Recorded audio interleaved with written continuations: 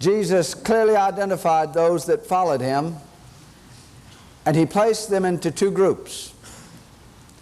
He said there were a group we called the sayers, and another group that was called the doers.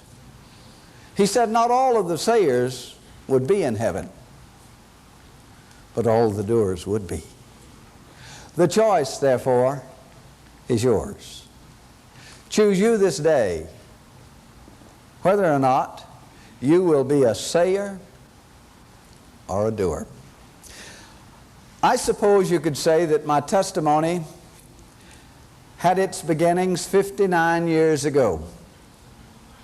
It started on November the 24th, 1928. That's the day I was born.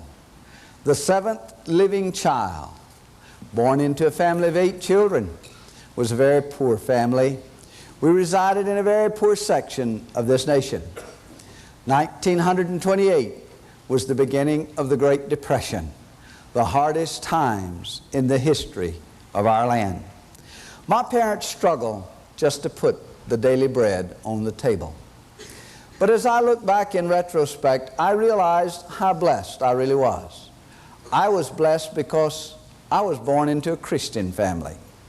And because my parents were Christian, they never talked about the great struggle they were having, at least not in front of the kids. At our house, when it come time to eat, we always had food on the table. Wasn't the best, but I didn't know the difference in those days. And when it came time to wear clothes, we always had clothes. And as a little boy, it didn't matter to me that Mama made those clothes. Most of them she made from recycled fertilizer and feed sacks. They were still clothes. Growing up in a home like this where we had very little of the material things of this world, but we had an abundance of love in our house. We lived quite a distance from our closest neighbor, 3 miles from the closest business place. We didn't have a radio in those days. We didn't have a telephone, and we didn't have an automobile. That meant we didn't go anywhere during the week. No one came to see us. Someone wanted to know, well, what in the world did you do to keep from being bored to death? I believe that's a modern word. I think I can honestly say I've never spent a bored day in my entire life. Not that I can recall. My father firmly believed that the idle mind was the devil's workshop. No one at our house had an idle mind. We didn't have time, you see. All of our time was budgeted into chores. Sometimes the last chore of the day required participation by the whole family. After the evening meal was over and the dishes was cleaned, put away, then the whole family had to gather in the living room. And there Dad would take down this Bible, and he would begin to read to us from the pages of this Bible.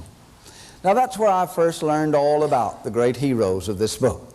Long before I could read it, I could tell you its chronological order. When it talked about Paul, I could tell you where he came in the Bible. When they talked about Moses or David or Samuel or many of the great heroes of the Bible, I could name you the book even before I could read it, because I listened to my father as he read from this book. That was for our education, our edification, our entertainment, whatever you want to call it. And then on Sunday, we all had together at the little church. Growing up in a home like this, as a 12-year-old boy, one day in that little country church, I gave my life to this God that my father loved so very much. I made a decision that day that I wanted to serve this God with my life. I didn't know the God as well as my father knew him, but I knew my father. Besides being my father, he was my very best friend. I wanted to please him with my life. As a teenager growing up in that little country village, I tried to live a life that was both pleasing to my father and this God. As a young adult, barely out of my teens, I went to that little church and told them that God had called me to be a preacher. So they licensed me to preach the gospel Just about that time, the war came along, and you know how it is in wartime. My government insisted that I volunteer my service, so I had to go away to the war.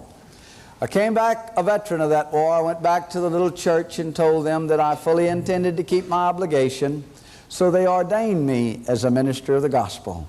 Then I went away and enrolled in college in preparation for the ministry. Probably the hardest undertaking I'd ever attempted in my life. Go back to school. I'd been out of school for such a long time. But I rationalized within myself, if I'm going to be a preacher, surely it's worth the struggle and sacrifice. So I struggled and sacrificed for 2 years. Upon the completion of my second year in college, I decided I'd enjoyed all that sacrifice I could stand. So I up and quit. Left school. Went to the city of New Orleans. Country boy going to town.